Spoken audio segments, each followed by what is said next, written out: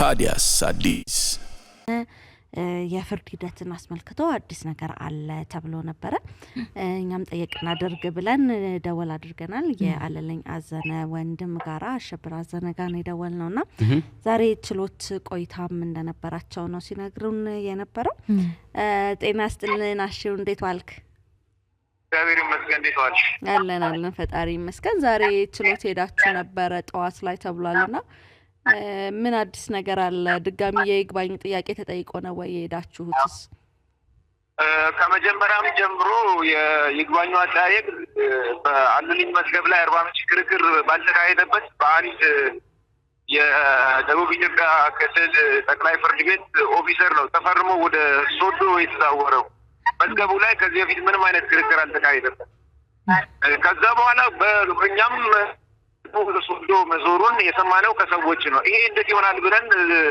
ጉዳዩን ከዚህ በፊት ተከታትለው ውሳኔ ላይ ያደረሱ አቃቤ ሕጎችን ስንጠይቅ ይሄ በፍጹም ሊሆን አይችልም ክርክር ሳይካሄድበት መዝገብ ከአንድ ቦታ ወደ ሌላ ቦታ ሊዞር አይችልም የሚል መልስ ሰጡ እሺ ይሁን ብለን ሂደቱን ስንከታተል ቆይተን 3 ቀጠሮ ውሳኔ ብለው ማይሆን ምክንያት እኛ ከ40 ምንጭ ወደ ወላይታ ሶዶ ከመጣም በኋላ ምክንያት ያበዛሉ ሌላ ጊዜ ይቀጥሩናልና ዛሬ እንግዲህ ውሳኔ ተብሎ ነው ለ27 የቀጠሩት ለምን ነበር ወደ ሶዶ የተዘዋወረበት ምክንያት ምንድነው ወንጀሉ የተፈጸመው ከተማው 40 ምንጭ ላይ ሆኖ ሳለ እውነት ነው እኛም እንደዛ ብለናል ድርጊቱ የተፈጸመው 40 ምንጭ እንደገና ጥፋተኛ ተብሎ የተፈረደባቸው ፍርደኞችም የሚገኙት 40 ምንጭ ማረሚያ ተቋም ነው ከመጀመሪያም ጀምሮ ወደ ወላይታ ሶዶ ሲዞር እኛ ጥርጣሬ ነበርንና ለሚመለከተው አካል ለማሳወቅ እስከ ክልሉ ጠቅላይ ፍርድ ቤት ፕሬዝዳንት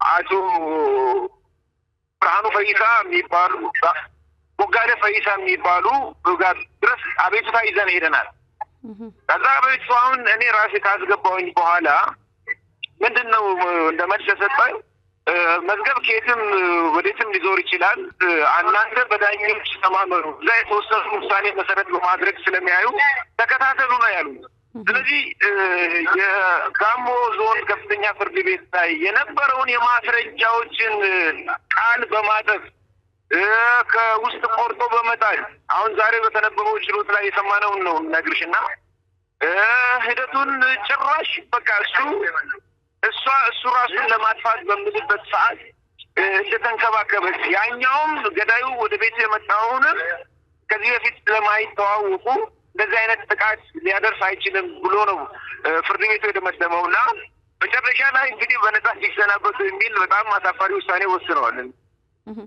የሐኪም ማስረጃ ግን ነበር አይደለ ከ10 ወር በፊት ባደረግነው ቃለ ምልልስ የሐኪም ማስረጃ አለ እዚህ ጎሮሮ አካባቢ በተለምዶ የአዳም ፍሬ የምትባለው ተሰብራ ወደ ውስጥ ገብታለች ይህ ሊሆን የሚችለው ሟች በከፍተኛ ሁኔታ የጎሮሮ አካባቢ ስለተመታ ነው የሚል ከ40 ምንጭ ሆስፒታል እኮ ማስረጃው ተሰጥቷል እሱን ምንድነው የሚሉት የፎረንሲክ ባለሙያ አላየም ምክንያቱም ያወደቱን ካወቅሽ አስክሬኑ እንዳይመረመር ጭምር ነው ተረባርበው በጊዜ እንዲከበር የተደረገው እና ድራማቸው ከዛ ጀምሮ ነው ያለውና እሱ ማስረጃውንም ውድቅ ነው ያደረገው ፍርድ ቤቱ ስለዚህ የስር ፍርድ ቤት የወሰነው ውሳኔ ተሽሮ ጥፋተኛ ተብሎ በማረሚያ ፍርድ ያገኙት በነፃ እንዲሄዱ ተብሎ ነው ፍርድ ቤቱ ውሳኔ ሰጠው ባለፈውም የቅጣት ውሳኔ ሲሰጥ ከ10 ወር በፊት ተደዋውለን ስናወራ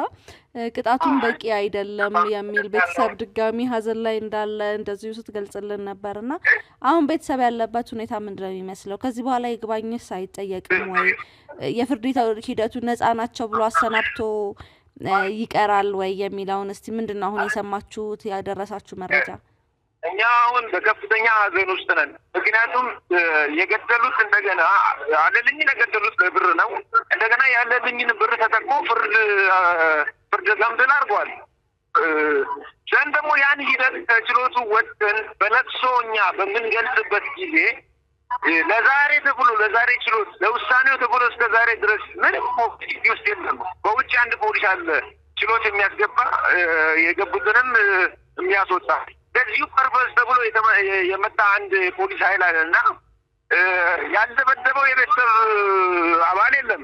ማዘርንም ጨምሮ ጎትቶ መሬት ላይ እየጣለ እየረገጠ እንደገና ዙም አድርጎ ፎቶ ካሜራ ያነሳ እንደገና እኔንም በሰደፍ ጀርባዬ ላይ የመታ አባቴንም እንደዚህ አንቋሾ መሬት ላይ እየጣለ እያነሳ ወደ 4 ሰዓት ተኩል አካባቢ የያዙት እኛን ለ7-5 ጉዳይ ነው።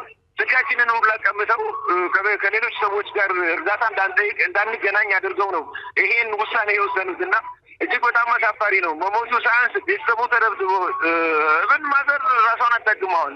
አብረን ነው ወደ አርባ ምንጭ እየሄድን ያለ ነው በመኪና። እጅግ በጣም የሚያሳፍር ነው። እኛ አሁንም ይግባኝ እንጠይቃለን። ግን ይግባኝ ለማን ነው የምንጠይቀው? ከማን ነው ፍትህ የምናገኘው? እኛ ኢትዮጵያ ሕዝብም እንዲረዳን እንዲደግፈን እንፈልጋለን። ምክንያቱም ለምን መሰለሽ ገንዘቡን ነው እጃቸው ረጅም ነው አይደልኝ። በአካውንቱ ምን ያህል ገንዘብ እንዳለ አናውቅም። እንግዲህ ከፍተኛ ተከፋይ ሆኖ ለባህር ዳር ፈርሞ በሚጫወቱበት ሰዓት ነው የተገደለው። እንደገናም ከተገደለ በኋላ እስከ 40 ቀን መታሰቢያ ድረስ እነዚህ ተጠርጣሪዎች አሁን የተፈረደባቸው ዛሬ ነፃ የተባሉት አልተያዙም።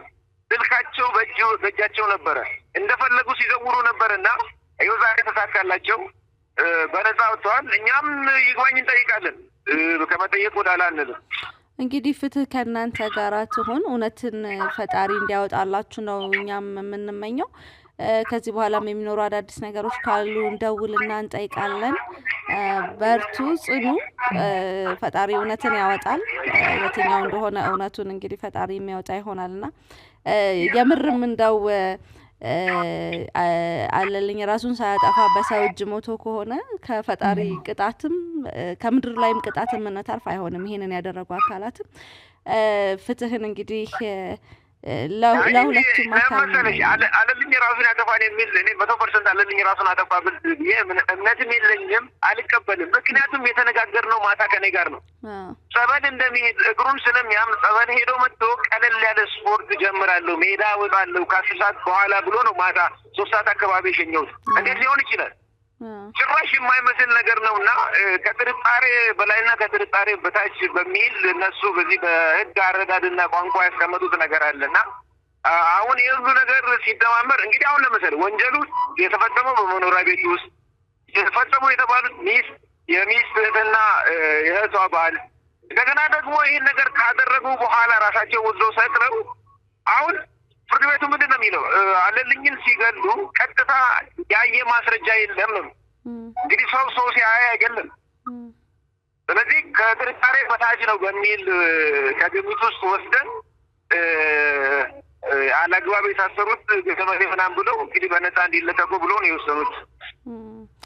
እንግዲህ ከዚህ በኋላም የሚያስተማምን ፍርድ እስክታገኙ ይግባኝ ትጠይቃላችሁ፣ ትቀጥልበታላችሁ ብለን እናምናለን። ቀጣይ እንግዲህ የሚኖሩ ነገሮችን እየደዋወልን እንጠያይቃለን። እንግዲህ የአለልኝ ቤተሰቦች በኩል የደረሰውን ቅሬታ ለአድማጮች ለተመልካቾች ማሳወቅ ስላለብን ነው የደወልነው። እናመሰግናለን። መልካም ቀን። እንግዲህ ብዙ ጊዜ ሆኖ አይደለ የመጀመሪያውን ዜና ከሰራን በኋላ ብዙ ጊዜ ሆኖ ባለልኝ ጉዳይ ነገሮች እንዲ ሲንከባለሉ መጥቷል። ዛሬ እንግዲህ እንደሰማነው ከቤተሰቦቹ ተፈርዶባቸው የነበሩት ወንጀለኛ ተብለው የነበሩት ተጠርጣሪዎች አሁን ተለቀዋል የሚል ነገር ነው የሰማነው። እነሱ ደግሞ ፍትህ እንፈልጋለን አሁንም እያሉ ይገኛሉ። ግን ይሄ ነገር አይ ቲንክ ሲሪየስ ነገር ነው። አንደኛ የኢትዮጵያም ህዝብ ያለውን አጠቃላይ ነገር ይፈልጋል። ምክንያቱም አለልኝ አዘነ ምናልባት ህይወቱ ያለፈበት ጊዜ አካባቢ በኢትዮጵያ ፕሪሚየር ሊግ ብዙ ገንዘብ ከሚከፈላቸው ቁጥር 1 ከሚባሉ ተጫዋቾች መካከል ይጠቀሳል። ይሄ ማለት ሌቭሉ የሚያሳይ ነው። በኢትዮጵያ ስታንዳርድ ትልቁ ሰው ነበር ማለት ነው። በእግር ኳሱ ወይም በስፖርቱ ትልቁ ሰው ነበር የዛ ጊዜ ማለት ነው። ስለዚህ ይሄን ትልቁ ሰው ነው ያጣ ነው። ስለዚህ ለዚህ ደግሞ ርብርብ ያስፈልጋል። ምንድነው የተፈጠረው?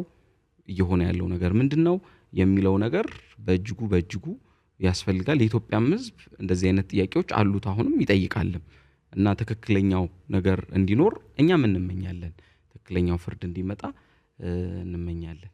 እንግዲህ 10 ወር ያህል ነው አይደለ የተንከባለ ያው ከዛሬ 10 ወር በፊት ነበር ውሳኔ ተሰጥቶ የአለልኝ የቀድሞ ባለቤት እና የሷ እህትና የሷ የእህት ባል በግድያው ላይ ተሳትፈዋል ተብሎ እንደየእርከኑ ውሳኔ ተላልፎ የነበረው 40 ምንጭ ፍርድ ቤት ላይ ሆኖ እንግዲህ ከ10 ወር በኋላ ኢቭን የዛ ፍርድ ቤት ጊዜም ደውለን ነበር ቤተሰቦች ጋርና ቤተሰቦች ትክክል አይደለም ነፍስ አጥፍተው እንዴት ነው እንደዚህ ትንሽ ፍርድ የሚሰጠው የሚል አመቱ መቀነሱ ክርክርም ሲያደርጉ ነበር የነበሩት ከዛ በኋላ እንግዲህ ይግባኝ እንደተጠየቀም ሳይሰሙ በስሚ ነው እንግዲህ ሚለን አሸብር ሄዳው ነው ፍርድ ቤት ላይ ሄደን የሰሙት ከዛ ቦታውም ተለወጠ አይደለ የፍርድ ይዘቱ የነበረበት ሲከታተሉበት የነበረው አካባቢም ተለውጧል እሱም አንድ ጥያቄ እንግዲህ ሲጠይቁ ኖርማል ነው ተብለናል ሊቀያየር ይችላል የፍርድ ቦታ የሚለውንም ተነግሯልና ከዛ ባለፈ ግን በዋነኝነት እንደ ጥያቄ የተቀመጠ ያለው ገዳይ ተብለው የነበሩ ወንጀለኛ ተብለው የነበሩ ሰዎች ወንጀለኛ አይደሉም በነጻ ይለቀቁ የሚለው ነው የሐኪም ማስረጃዎችና የምስክር ቃላቶች ተጣመውብናል ነው የሚሉት ከዛ ችሎት በመረበሽ ተብሎ ደግሞ ለተወሰኑ ሰዓታት ዲቴን ተደርገው እንደቆዩ ስልካቸው እንደተቀማ እንግልት እንደደረሰባቸው ነው የተነገረው እኛ እንደውላለን ወላይታ ሶዶም አካባቢ በተለይ የደረሰው እንግልት ምን አስመልክቶ ነው የፍርድ ቤት ሂደቱን እንኳን በጥልቅ ባናገኝ መረጃ ከእንግልቱ አንፃር ምን ተፈጥሮ ነው የሚለውንም ለመጠየቅ እንሞክራለን እኛ ግን ያለልኝ ቤተሰቦች ቅሬታ አለን ከዛ በፊት ማውርተነው ስለነበር አሳውቁልን ለህዝብ ባሉት መሰረት ቅሬታውን ካለልኝ ቤተሰቦች ወደ ህዝብ አቅርበን ሰምተናል ያለውን ነገር ደግሞ ተከታትለን ወደፊት ምናቀርብ ነው የሚሆነው ምናቀርብ ይሆናል ታዲያስ አዲስ